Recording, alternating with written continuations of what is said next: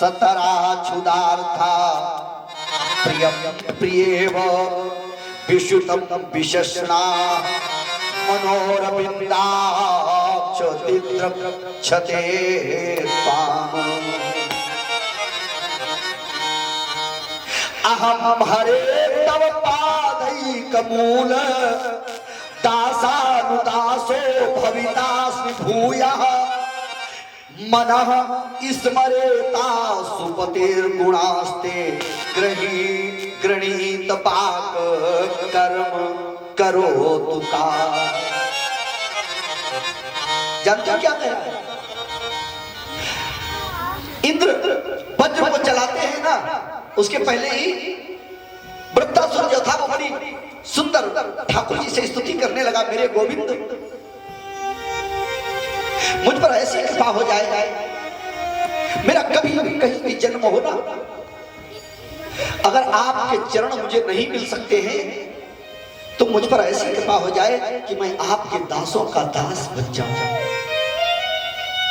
दासों का दास। और अजय वृत्तासुर की व्याकुलता जानते हो कैसी है? ठाकुर जी से मिलने, जैसे घोंसले में छोटे छोटे पक्षी बैठे होते हैं, बच्चे, और उसकी माँ उसका पिता जब इधर उधर से भोजन के कण चुन करके लाता है ना, तो उनकी व्याकुलता देखिए। आज उसी तरह वृत्तासुर जो है वो भगवान श्री हरि नारायण के लिए छटपटा रहा है, मेरे गोविंद मैं दासों का दास बन जाऊं, मुझ पर ऐसी कृपा हो जाए। और ऐसा निवेदन स्तुति को करते करते वृत्तासुर ने उसी समय उस सम्रांगण में अपने प्राणों का त्याग किया, जिसको परम गति प्राप्त हुई। और सुखदेव जी कहते हैं ये वृत्तासुर जो था वो पूर्व जन्म में चित्रकेतु था। अंगिरा नारद और इसको जो पार्वती मैया ने श्राप दिया, और इसके उपरांत इसी स्कंद में पुंसवन व्रत की विधि को बताया गया। और तब महात्मा सुखदेव जी ने छठे स्कंद को विराम करके सप्तमे स्कंद में प्रवेश किया। और ये सातवां स्कंद जो है वो भागवत जी का सातवां स्कंद वासनाओं को मिटाने की विधि बतलाता है। और इस सातवें स्कंद में सबसे पहला प्रश्न किया है राजा परीक्षित जी ने, बोले समाहा प्रिया सुहृद ब्रह्मण भूतानां भगवान स्वयं इंद्रस्यार्थे कथम दैत्यान बधी द्विषमो यथा। प्रश्न चिन्ह लगा दिया है परीक्षित जी ने। भगवान श्री हरि ठाकुर जी का जैसा वर्णन किया गया ना शास्त्रों में, उसके ऊपर एक प्रश्न चिन्ह लगा दिया परीक्षित जी ने। कौन सा प्रश्न चिन्ह? परीक्षित जी ने पूछा, महाराज एक बात बताइए, उस परमात्मा को सबने कहा है कि वो समदृष्टा है, कैसा है? समदृष्टा। समदृष्टा का मतलब? बोले सब परमोरी और बराबरी दाया, सब परमोरी। भगवान कहते हैं हमारी दया जो है सबके ऊपर बराबर है, सबके ऊपर बिल्कुल बराबर है। परीक्षित जी ने कहा लेकिन मैं नहीं मानता हूं। क्यों नहीं मानता हूं? तो परीक्षित जी ने बड़ा सुंदर प्रश्न चिन्ह लगाया। बोले समाह प्रिया सुहृद ब्रह्मण भूतानां भगवान स्वयं इंद्रस्यार्थे कथम दैत्यान बधी द्विषमो यथा। हमने सुना है वो परमात्मा जो है जब देवताओं के ऊपर मुसीबत आती है तब वो उसे बुलाते हैं, और जब देवताओं के ऊपर मुसीबत आई उन्होंने भगवान को बुलाया, तब जब भगवान आए तो आकर के यहां करते क्या है? दैत्यों का वध करते हैं और देवताओं की सहायता करते हैं। अब बताओ भैया फिर ये समदृष्टा कैसे रहे? दो भाई देवता और दैत्य हैं तो भाई भाई, एक ही पिता की दोनों संतानें हैं, और दो भाई आपस में झगड़ा कर रहे हैं, लड़ रहे हैं। तो एक भाई ने गांव के किसी मुखिया सरपंच को, प्रधान को बुलाया कि भैया ऐसा करो, हमारी थोड़ी सहायता करो, हमारा ये जो विवाद है इसको मिटा दो। तो उस मुखिया का कर्तव्य क्या है, 19-20 करके दोनों का ऐसा समझौता करवा दे ताकि उनमें जो विरोधाभास है वो विरोधाभास खत्म हो जाए। न कि उसका यह कर्तव्य है कि जिसने बुलाया कि भैया हमारी मदद करो, वो सीधा राइफल लेकर के आए और जो दूसरा वाला है उसको प्राण दंड दे। ये कहां का न्याय है? तो फिर उसकी नजर में सब समदृष्टा कैसे हो रहा? इंद्र बुलाते हैं और वो आकर के दैत्यों का वध करता है और आप कहते हो कि वो समदृष्टा है, तो हम कैसे माने कि वो समदृष्टा है? इसमें तो वहां पर भेद पैदा हो गया। साधु पृष्ठम महाराज हरेश्च चरित मदभूतम। सुखदेव जी बड़े प्रसन्न हुए। राजा, तुम्हारा प्रश्न जो है वो बड़ा उत्तम है। साधु पृष्ठम महाराज हरेश चरित अद्भुत। तुमने जो भगवान के इस अद्भुत चरित्र को सुनने का प्रश्न किया है ना, तुम्हारा भाव बड़ा सुंदर है। यद भागवत महात्मा भगवत भक्ति वर्धनम। अब जो चरित्र हम तुम्हें सुनाएंगे ना, इसके श्रवण करने मात्र से ही जीव के अंदर ये जो दुर्भावनाएं हैं ये नष्ट होगी और उसके अंदर भक्ति का वर्धन होगा। परमात्मा की कृपा जो है वो सब पर बराबर है, वो समदृष्टा है। लेकिन तुमने अभी जो कहा कि वो एक को मारता है और एक की सहायता करता है, वो मारता तो है ही नहीं, किसी को नहीं मारता। अच्छा, विभीषण और रावण दोनों का व्यवहार जो है वो अलग अलग है कि नहीं है? रावण को मारा है भगवान ने, लेकिन दिया उसे परम पद, अपना पद दिया। तो ठाकुर जी मारते नहीं किसी को, सबको तारते हैं।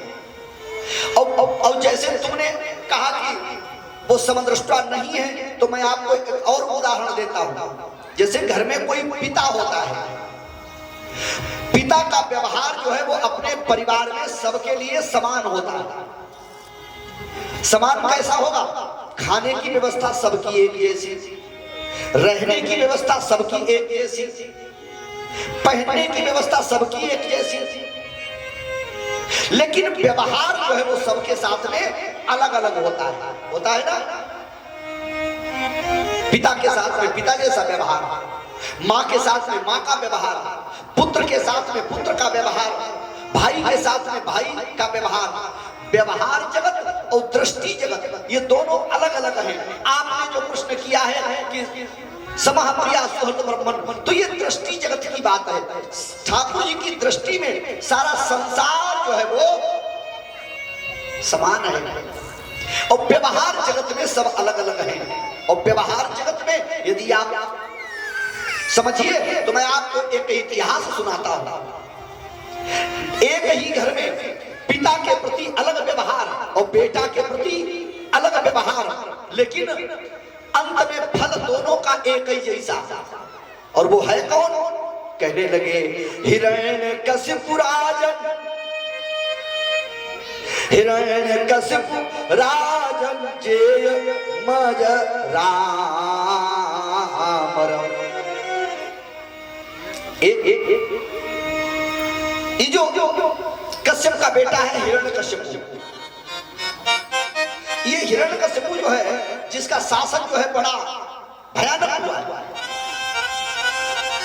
और उसी हिरण्यकशिपु के घर में भगवान का व्यवहार देखिए। इस हिरण्यकशिपु का एक बेटा है जिसका नाम है प्रहलाद।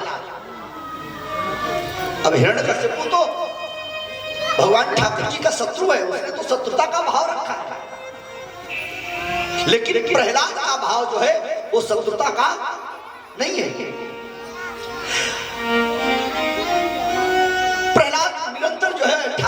गुणगान करता है।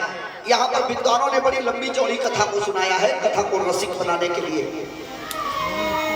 कि प्रहलाद को ज्ञान कैसे हुआ। वो विद्यालय में जा रहा था, रास्ते में वो कुम्हारी जो है मिली, मिट्टी के बर्तनों में बिल्ली के बच्चे बंद हो गए। ये सब भागवत जी में नहीं आया है।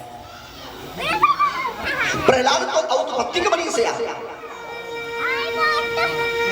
हिरण्यकश्यपु ने अपने बेटे प्रहलाद के लिए शिक्षा की व्यवस्था को किया।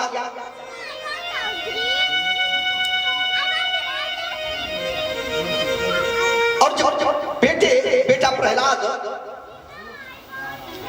गुरु संडामणि जी के आश्रम में पढ़ने के लिए गया, तो 2-4 दिन के बाद, 10-15 दिन के बाद में हिरण्यकश्यपु ने सोचा चलो एक बार देख करके आते हैं कि आखिर हमारा बेटा प्रहलाद जो है वो पढ़ क्या रहा है।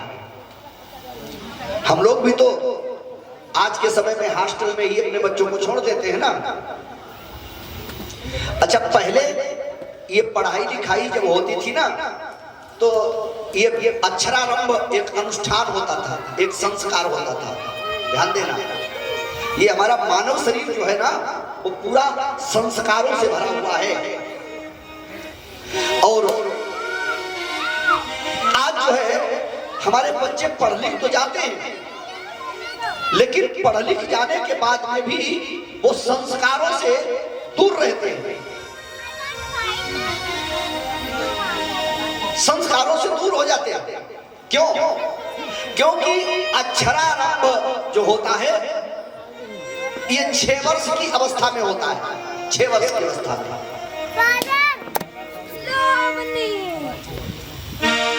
पहले जब 6 वर्ष का बेटा हो जाता था बच्चा, तब उसको विद्यालय भेजा जाता था। और आज भी परिषदीय विद्यालय में 6 वर्ष के बच्चे का आधार लेकर के जाओगे तभी उसका एडमिशन होगा। 6 वर्ष से नीचे के बच्चे का एडमिशन नहीं होता है। और ये अक्षरारंभ 6 वर्ष की आयु पर होता है। और क्या होता था, जब बच्चे को पहले विद्यालय भेजा जाता था तो सबसे पहले कुल पुरोहित जो होते थे ना, उनको घर में बुलवाया जाता था, पंडित जी को। और पंडित जी घर में गौरी गणेश कलश की स्थापना करते थे और उस बच्चे के द्वारा गौरी गणेश वरुण देवता का पूजन करवाते थे। और पूजन करवा करके तब उसकी जिह्वा के ऊपर गुरुजी जो है अष्टगंध से 3 अक्षर लिखा करते थे, ओम सिद्धये नमः, ओम नमः सिद्धये।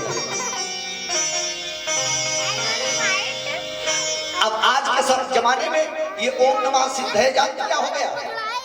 हम लोग हंसी हंसी में कह देते हैं। किसी का कोई बच्चा जो है मिल गया, उसे पूछ दिया पढ़ने जाते हो, और वो बच्चा नहीं बोल पाया, पड़ोसी उसका जो बैठा, अरे उसने कहा पढ़ने क्या जाते हैं, इनका तो वही हाल है, ओणा मासी धम, और बाप पढ़े ना हम। ये कभी सोचा है कि ओणा मासी धम है क्या? ओणा मासी धम, ये ओम नमः सिद्धये का अपभ्रंश है। ये ओम नमः सिद्धये का अपभ्रंश है, ये मजाक बन गया हमारे यहाँ। जबकि गुरु पहले उसकी जिह्वा के ऊपर लिखा करता था ओम नमः सिद्धये, और तब उसका विद्यालय में प्रवेश होता था। और 6 वर्ष का बच्चा जो है अपने परिवार में सभी को पहचान लेता है, जान लेता है। और आज हम शिक्षा के ऐसे प्रवाह में बह गए, बच्चा 2.5 वर्ष का हुआ और हमने उसको हॉस्टल में भेज दिया। 2.5 वर्ष का बच्चा मम्मी पापा के सिवा दूसरे किसी को पहचान भी नहीं पाया कि कौन से बाबा हैं, कौन से दादी हैं, कौन सी मौसी हैं, कौन से फूफा हैं, कौन सी बुआ है, किसी को जान पाया। और तब तक वो चला गया हॉस्टल में, और उस हॉस्टल में उसकी शिक्षा दीक्षा होने लगी। धीरे धीरे करके वो अच्छा और एक सभ्यता बढ़ गई। हॉस्टल में भी हम डाले बच्चे को, तब भी एक फैशन बन गया, इंग्लिश मीडियम होना चाहिए, कॉन्वेंट स्कूल होना चाहिए। कॉन्वेंट कभी आपने विचार करके देखा ये कॉन्वेंट है क्या? और अगर किसी रिश्तेदार ने पूछ दिया कि बेटा कहाँ पढ़ता है, और अगर हमने बता दिया कि परिषदीय विद्यालय में पढ़ता है, तो समझ लो समाज में नाक कट गई। और भले ही हमें खेत बेच करके बच्चे को पढ़ाना पड़े, पढ़ाएंगे कॉन्वेंट में ही, क्योंकि हमारा नाम हो जाएगा। मैं कहता हूँ हम बताएं या न बताएं, गूगल पर सर्च करके देख लेना कि कॉन्वेंट स्कूल की स्थापना जो है वो हमारे भारत देश में क्यों हुई और उसका उद्देश्य क्या था और वो क्यों कॉन्वेंट की स्थापना की गई। जब अंग्रेजों ने हमारी संस्कृति पर कब्जा नहीं कर पाया तो उन्होंने सोचा हमें हिंदुस्तान के डीएनए को बदलना है, हिंदुस्तान का डीएनए बदल जाएगा, और जब डीएनए बदल जाएगा तो हमारी संस्कृति जो है वो इनके ऊपर हावी हो जाएगी, तब हिंदुस्तान के ऊपर हम शासन कर पाएंगे। तो उन्होंने हमारे संस्कारों को, हमारी सभ्यता को, हमारी संस्कृति को मिटाने के लिए एक कॉन्वेंट स्कूल की स्थापना को किया, जहां नकली फादर है, नकली सिस्टर है, नकली ब्रदर है। और उन कॉन्वेंट स्कूलों में सबसे पहले एडमिशन किनका हुआ? जो लावारिस बच्चे हुआ करते थे। लावारिस बच्चों को एक जगह पर इकट्ठा किया जाए, न उनका कोई धर्म होगा, न उनका कोई संप्रदाय होगा, न उनकी कोई सभ्यता होगी, और उनको हम तब ईसाई धर्म की शिक्षा देंगे। कॉन्वेंट स्कूल के बच्चों, कॉन्वेंट स्कूल में दिवाली में भी छुट्टी नहीं होती है, नवरात्रि में भी छुट्टी नहीं होती, क्योंकि उनको हिंदू संस्कृति को समाप्त करना है। और फिर अब एक बेटा जो है वो पता नहीं किस धर्म का है, किस संप्रदाय का है, उसका डीएनए क्या है, दूसरा बच्चा उसका भी पता नहीं। वो दोनों बच्चे जब वहां रहे और वहीं पढ़े, और हम बड़े खुश हैं कि हमारा बच्चा कॉन्वेंट में पढ़ रहा, कॉन्वेंट में पढ़ रहा, और धीरे धीरे करके वो बेटा बड़ा हुआ, इंटर किया, बीए किया, और वो डिप्लोमा किया, और उसकी वही दुनिया बन गई। उसी समाज में रहता रहा, उसका खान पान भी वैसे ही रहा, उसका उठना बैठना भी वैसे ही रहा। और जब वो बड़ा हो गया तब उसने उसी विद्यालय में पढ़ने वाली किसी बालिका के साथ में विवाह भी कर लिया। और जब घर में आया तो अब हम बड़े नाराज, बेटा नालायक निकल गया। मैं कहता हूँ सबसे बड़े नालायक तो आप थे, जो हॉस्टल में बेटे को छोड़ करके और लावारिस उस व्यवस्था में छोड़ करके, क्योंकि उस कॉन्वेंट में लावारिस बच्चों को ही पढ़ाने का विकल्प लिया गया था। तुमने भी बारिश होते भी अपने बच्चे को उस कॉन्वेंट में लावारिस छोड़ करके उसके संस्कारों को मिटा दिया। तो इसमें दोष उसका नहीं, दोष हम सबका है। हम जो है कॉन्वेंट में पढ़ करके बेटा कार पर तो चल सकता है, लेकिन कॉन्वेंट में पढ़ करके बेटा संस्कारवान नहीं बन सकता है। अगर संस्कारवान बनाना है बेटे को तो हमें अपने संस्कारों को बताना चाहिए, हमें बच्चों को धार्मिक अनुष्ठानों में सम्मिलित करना चाहिए, उनको प्रेरणा देनी चाहिए। हमारे ये त्योहार हैं, ये हमारे व्रत हैं, ये हमारी संस्कृति है, ये हमारी सभ्यता है, हमें हमने संस्कार दिए। हिरण्यकश्यपु ने गलती नहीं की, गुरुकुल में बेटा पढ़ रहा है, लेकिन उसने बार बार अपने बच्चे का निरीक्षण किया कि आखिर बेटा पढ़ क्या रहा है। तो वो एक दिन जब प्रहलाद से मिलने के लिए गया तो उसने प्रहलाद से पूछा क्या पढ़ा। प्रहलाद ने बताया तत्साघुमन्ये सुरवर्तेहिना सदा समोग्निधिया मसदग्रहातो हित्वा पातम ग्रहमंधकूपम पनम गतो यद्वरिमाश्रयेत्। प्रहलाद ने जो ही अपने पिता को समझाया, पिताजी हित्वा पातम ग्रहमंधकूपम पनम गतो यद्वरिमाश्रयेत्। हे पिताजी, ये जो संसार है, ये जो घर है ना, ये अधःपतन का कारण है। अब एक काम करो, जिन नारायण से तुमने बैर किया है ना, शत्रुता को छोड़ करके जंगल में जाकर के उन्हीं का यजन करो, चिंतन करो, भजन करो, मदद करो, उन्हीं से तुम्हारा कल्याण होने वाला। ये घर जो है वो नरक का कारण है। अरे हिरण्यकश्यपु ने कहा ये तो नारायण जो हमारा शत्रु है उसी का उपदेश करता है। तो गुरु संडामर्क जी को बहुत डांटा, अपने आश्रम की व्यवस्था सही करो। मुझे लगता है यहाँ कोई नारायण का दूत आकर के बच्चों को गुमराह कर रहा है। थोड़े दिनों के बाद में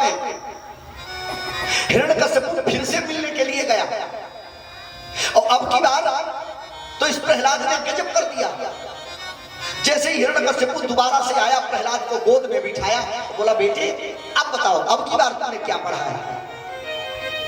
तो प्रहलाद उपदेश करने लगा, श्रवणम कीर्तनम विष्णु स्मरणम पाद सेवनम अर्चनम बंदनम दास्यम सख्यमात्म निवेदनम। अब की बार तो उसने नवदा भक्ति का उपदेश कर दिया। पिताजी वो परमात्मा जो है ना, उसकी भक्ति जो है वो 9 प्रकार से है। श्रवणम कीर्तनम विष्णु। रामचरितमानस में प्रभु श्री राम जी ने नवदा भक्ति का उपदेश किया। किसे किया? सबरी को। आज हमारे समाज में ये राजनेता जो है, जो मन में आए वो बोल देते हैं ताकि अखबार में नाम छपता रहे, टेलीविजन पर नाम चलता रहे, हमें भी लोग जानते रहे। चाहे जैसा उल्टा सीधा बोल दो, रामायण की किसी न किसी चौपाई को विवादित बना करके अपना राजनीतिक जो है समीकरण बनाने का प्रयत्न करते रहते हैं। जबकि रामचरितमानस में मेरे भाई उसको ध्यान दे करके तो देखिए, भगवान श्री राम जी का अवतार जो है वो केवल और केवल किस लिए हुआ? समाज के दबे हुए, कुचले हुए निम्न वर्ग के तबके का उत्थान करने के लिए मेरे श्री राम जी ने अवतार लिया था। जिन्होंने निषाद को हृदय से लगाया, उसे अपना मित्र बनाया, जिसने सिमरी जैसी भीलनी को नवदा भक्ति का उपदेश किया। और आज हम उसी राम के चरित्र पर उंगली उठाते हैं।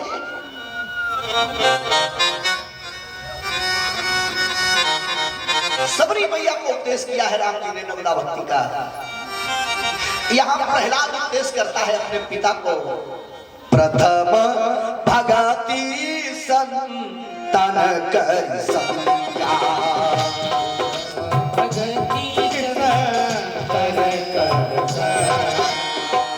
प्रथम भगति प्रथम भगति दूसरी रात मम कथा प्रसंगा। दूसरी रात मम कथा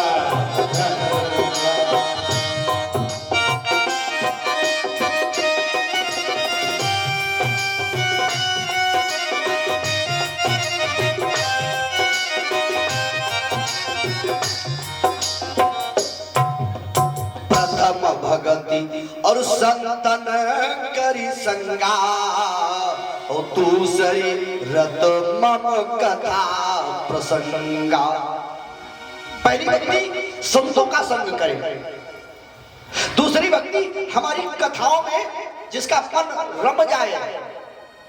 दूसरी रति मम कथा, तीसरी भगति अमान। सबसे कठिन है अमानी बनना, बड़ा कठिन है। यही से कठिनता शुरू हो गई। पहली भक्ति संतों का संग करना सरल है, कथा सुनना भी सरल है, लेकिन कथा में जाते जाते भी हमें संकेत किया तीसरी भगति अमान। हम अमानी बने। अमानी हमारा कोई मान नहीं, हमारा कोई अपमान नहीं।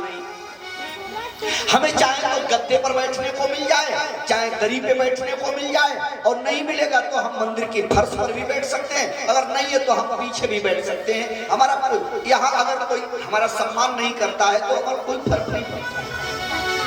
लेकिन हम कथा में भी अपना मान ढूंढने लगे। तीसरी भगति अमान, चौथी भगति मम गुणगण, करई कपट तजिका। अब यहीं से कठिनाई शुरू हो गई। 3 भक्तियों तक राम जी ने कोई शर्त नहीं लगाई, बड़ी सरल है। चौथी भक्ति में एक शर्त लगा दी, चौथी भगति मम गुणगण, करई कपट तजिका। हमारे नाम का गुणगान ना करो, मत खेलो इधर सीधे। लेकिन ऐसा न करो कि पड़ोसी से कपट करते रहो। क्या हिलाया था क्या किसी ने? किसी ने हिलाया था? भाई के साथ में कपट करते रहो, हाँ। परिवार के साथ में छल करते रहो और हमारा भजन भी करते रहो, मेरे भैया कुछ नहीं मिलेगा। चौथी भगति मम गुण गण करई कपट तजिका। कपट का पहले त्याग कर दो, पहले छल छिद्र को मिटा दो और फिर दिन में 2 ही बार हमारा नाम ले लेना, मैं तुम्हें पूरा फल दूंगा। जितना दिन भर जगते से फल मिलेगा उतना फल दूंगा, लेकिन तब दूंगा जब परिवार से, समाज से के प्रति जो है तुम्हारा छल और कपट समाप्त हो जाए। और जब 4 प्रकार की भक्ति तुम्हारे अंदर आ जाए तब तुम अधिकारी बने। काहे के हम पहुंचे जहां, जैसे रामनगरिया के मेला में एक बाबा ढूंढा और कान में मंत्र ले लिया और चल पड़े, गुरु बना लिया। अधिकार ही नहीं है।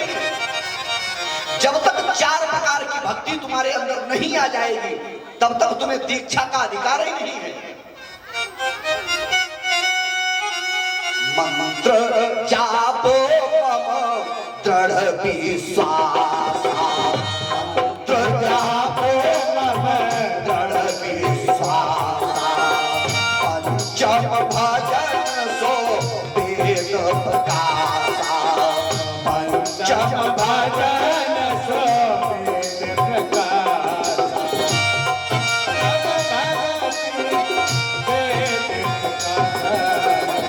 पंचम भक्ति पंचम भजन सो वेद प्रकाशा। अभी तक 4 भक्तियां जब तक नहीं आई तब तक आप मंत्र के अधिकारी नहीं थे। अब जब 4 भक्तियां हमारे अंदर आ गई तब हम मंत्र के अधिकारी बने, तब हमें दीक्षा लेनी चाहिए और तब हम और फिर दीक्षा लेते हुए भी गुरु के प्रति हमारी अटल श्रद्धा होनी चाहिए, विश्वास होना चाहिए गुरु के प्रति।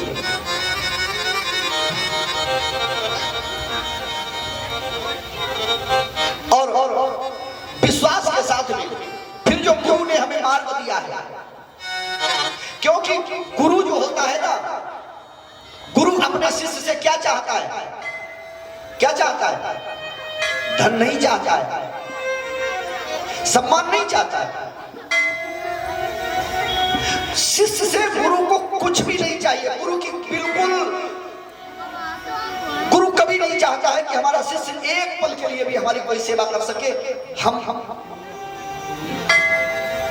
तो फिर चाहता क्या है? चाहता है, रामायण के उत्तरकांड में दिया है, सहित दोष और दुख दास दुरासा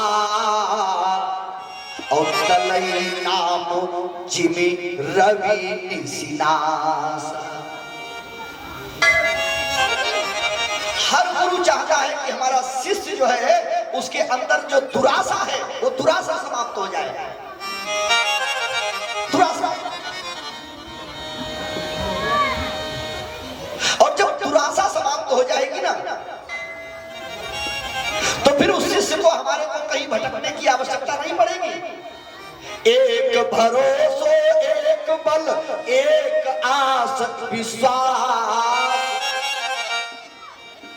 जब उस शिष्य की आस्था जो है एक में ही टिक जाए, अपने गुरु के वचन को छोड़ करके अन्यत्र उसे कहीं जाने की आवश्यकता न रह जाए, उसे फिर किसी से कोई आशा न रह जाए। जो गुरु जी ने कह दिया वो कह दिया, और गुरु जी का वचन जो है वही हमारे लिए सर्वोपरि है, वही हमारा मंत्र है। और जब गुरु जान लेता है